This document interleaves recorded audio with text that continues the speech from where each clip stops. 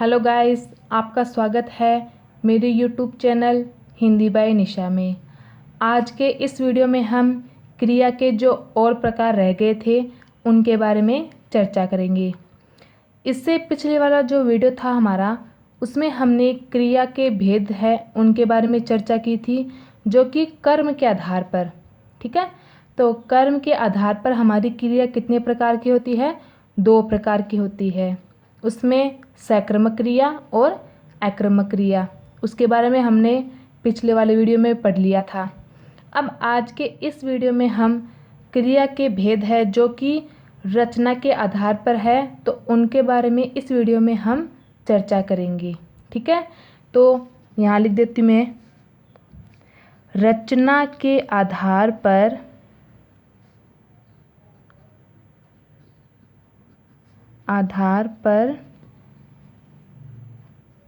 क्रिया 6 प्रकार की होती है। ठीक है, रचना के आधार पर क्रिया हमारे 6 प्रकार की होती है। ठीक है, और मूल रूप से आपके अगर क्रिया के बारे में कोई पूछे तो आप ये बताना कि क्रिया के 2 प्रकार होते हैं, जो कि मैंने आपको पढ़ाया था, सक्रमक और अक्रमक के बारे में। ठीक है, अब इसमें क्या है कि 6 प्रकार वो कौन कौन से हैं उसके बारे में हम इसमें पढ़ेंगे। जो कि पहली है हमारी संयुक्त क्रिया। संयुक्त क्रिया। दूसरी है हमारी नाम धातु क्रिया।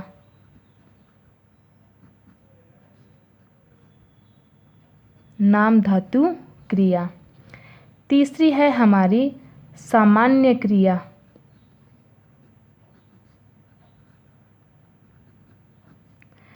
चौथी हमारी आती है प्रेरणार्थक क्रिया। प्रेरणार्थक क्रिया। और पांचवी हमारी आती है अपूर्ण क्रिया।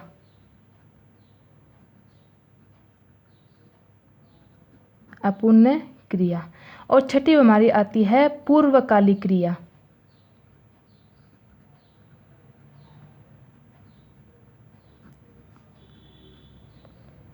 पूर्वकालिक क्रिया।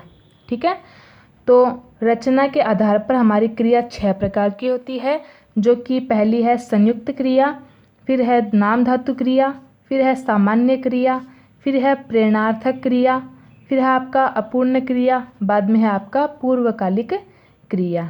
ठीक है, अब इसमें हम पहली जो हमारी क्रिया है संयुक्त क्रिया, इसके बारे में हम इसमें पढ़ेंगे।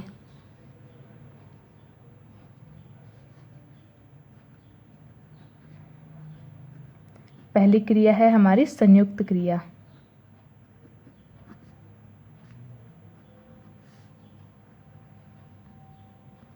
ठीक है, अब संयुक्त क्रिया यानी कि देखो, अब इसके नाम से ही हमें पता चल रहा है कि इसकी डेफिनेशन क्या हो जाएगी। संयुक्त संयुक्त यानी कि क्या होता है? एक साथ, यानी कि जोड़कर। ठीक है, यहाँ 2 शब्द होते हैं, उनको मिलाकर कोई क्रिया पूर्ण बनती है। साथ संयुक्त का मतलब ये तो होता है ना, साथ साथ में, एक साथ में। ठीक है, तो अब इसकी डेफिनेशन क्या होती है कि जब 2 या 2 से अधिक क्रियाएं मिलकर किसी पूर्ण क्रिया को बनाती है तो उसे संयुक्त क्रिया कहते हैं। ठीक है, संयुक्त क्रिया की हमारे डेफिनेशन क्या होती है कि जब 2 या 2 से अधिक क्रियाएं मिलकर किसी पूर्ण क्रिया को बनाती है तो उसे ही हम संयुक्त क्रिया कहते हैं। ठीक है, अब मैं इसकी डेफिनेशन यहाँ लिख रही हूँ। जब 2 या 2 से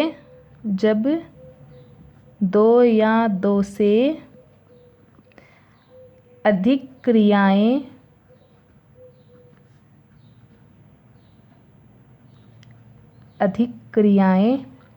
मिलकर किसी पूर्ण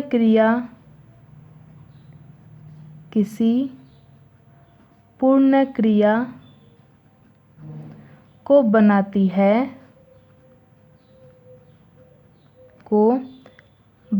है तो उसे संयुक्त क्रिया कहते हैं।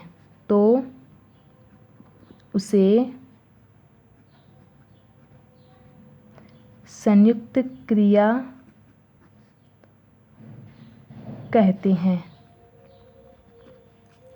ठीक है, जब दो या दो से अधिक क्रियाएं मिलकर किसी पूर्ण क्रिया को बनाती है तो उसे संयुक्त क्रिया कहते हैं। संयुक्त का मतलब साथ साथ में, यानी उनको जोड़कर। ठीक है, उसे कहते हैं। अब इसमें देखो कि संयुक्त जो क्रिया है इसमें हमारा क्या होता है कि इसमें एक तो होता है मुख्य, यानी कि देखो इसमें बताया गया ना कि दो या दो से अधिक क्रियाएं, तो एक क्रिया जो होगी वो तो होगी आपकी मुख्य। ठीक है, और एक क्रिया होगी जो होगी गौण। गौण का मतलब होता है अप्रधान। ठीक है, यानी कि मूल अर्थ से भिन्न हो वो। ठीक है, उसका कोई मूल अर्थ ना हो, उनसे अलग हो, उसे हम गौण क्रिया कहेंगे। ठीक है, गौण कहते हैं उसे हम। तो मैं यहाँ लिख दूँ ताकि आपको याद रहे। ठीक है, इसमें यहाँ लिख दूँ, देखो संयुक्त क्रिया में एक मुख्य तथा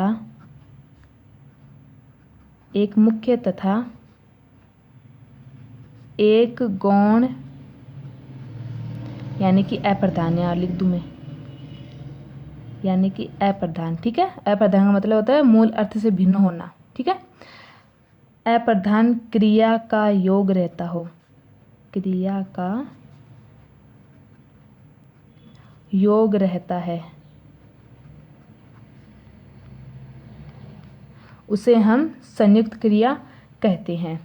अब इसके देखो उदाहरण बताती हूँ आपको कि इसके उदाहरण किस तरह से होंगे।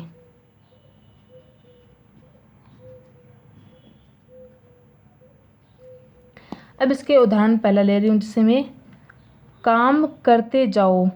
ठीक है, काम करते जाओ।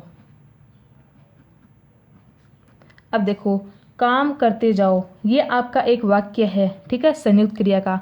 अब इसमें संयुक्त क्रिया आप कैसे ढूंढोगे, जो कि डेफिनेशन में देखो आप कि जब दो या दो से अधिक क्रियाएं, अब यहाँ पे दो या दो से अधिक क्रियाएं कौन सी हो रही है, यहाँ पे काम, ये तो एक अलग ही हो गया, काम करते, अगर इनको दोनों को साथ रखें हम तो कुछ बैठता नहीं है। ठीक है, और इसमें एक मुख्य भी नहीं है और ना ही इसमें एक कोई गौण है। ये पीछे वाले जो हैं करते जाओ, इन दोनों का मेल आपस में हो रहा है, और हम इन शब्दों का हम यूज़ भी करते हैं हमारी लैंग्वेज में जब भी हम कभी बोलते हैं कुछ। ठीक है, तो इसमें क्या होता है कि काम करते जाओ, या पढ़ाई करते जाओ, या फिर चलते जाओ। ठीक है, या बढ़ते चलो, ऐसे जो शब्द यहाँ आ रहे हैं पीछे, तो ये दो शब्द मिलकर, यानी कि ये दो क्रिया है। करते, ये भी एक क्रिया हो रही है, जाओ तो ये भी एक क्रिया ही है। ठीक है, दोनों मिलकर और क्या कर रही है, एक पूर्ण क्रिया बना रही है, यानी कि एक पूरी क्रिया बना रही है, यानी कि संयुक्त क्रिया। यानी कि इन दोनों शब्दों को हम जब बोलते हैं तो इनको साथ में यूज करते हैं, ना कि हम ऐसा बोलते हैं कि काम करते। तो काम करते का क्या मतलब हुआ, काम करते जाओ, इन दोनों के मेल से, यानी कि इन दोनों को, ये दोनों मिलकर पूर्ण क्रिया बना रही है। तो ऐसी क्रिया को ही हम क्या कहेंगे, आपके संयुक्त क्रिया कहेंगे।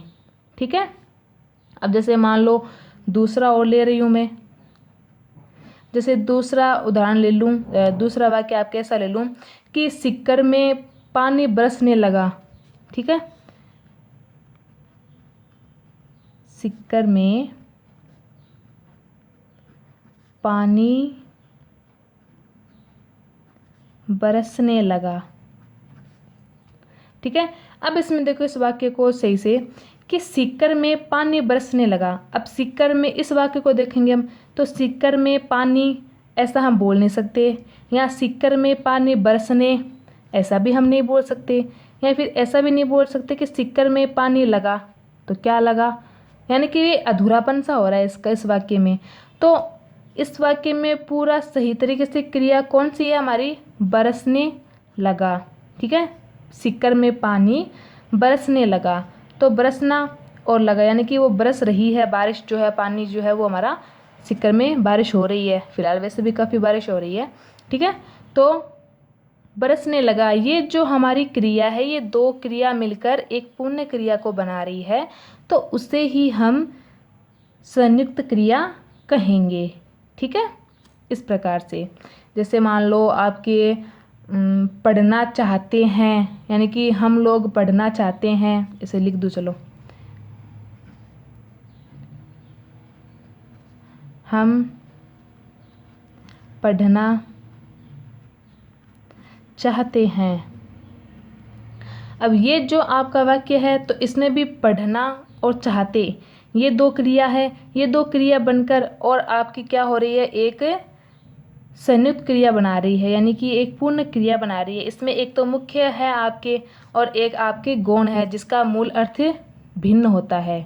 ठीक है, यानी मूल अर्थ से वो भिन्न होती है। ठीक है, उसमें होता है आपके, अब देखो इसमें ये आपकी मूल क्रिया है, ठीक है, ये मुख्य है ये तो, और ये आपकी है गौण क्रिया, यानी कि अप्रधान जो है। ठीक, ये कोई प्रधान नहीं होती किसी में भी। तो ये दो क्रिया मिलकर और पूर्ण क्रिया बनाती है, तो इसी को ही हम कहेंगे संयुक्त क्रिया। ठीक है, तो ये हमारे बन जाएगी पूरी संयुक्त क्रिया। यहाँ लिख दूँ मैं फिर भी,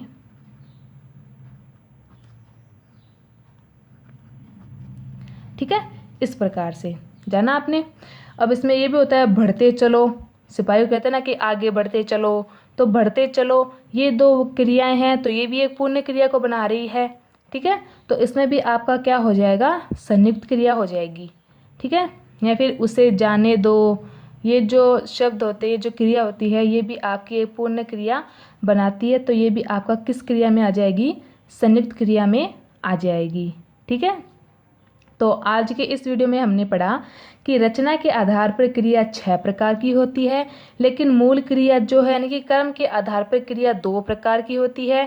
और अगर आपसे ये पूछा जाए कि कर्म के आधार पर कितनी होती है, तो 2 प्रकार की, और फिर पूछा जाए कि आपके रचना के आधार पर कितनी होती है, तो 6 प्रकार की। तो इन दोनों में थोड़ा आप सही से देख के फिर ही आंसर करो तो ठीक है। तो इसमें कितने प्रकार की होती है, 6 प्रकार की, जो कि संयुक्त क्रिया, नाम धातु, सामान्य, प्रेरणार्थक, अपूर्ण और पूर्वकालिक, यानी कि ये 6 प्रकार की होती है, जिनमें से हमने आज इसमें संयुक्त क्रिया पढ़ी है। ठीक है, अब आज तो वैसे भी इसमें टाइम हो रहा है, तो आज के इस वीडियो में इतना ही। और अगर पसंद आए तो सब्सक्राइब ज़रूर करना, लाइक करना, कमेंट करना और शेयर करना। ठीक है, धन्यवाद।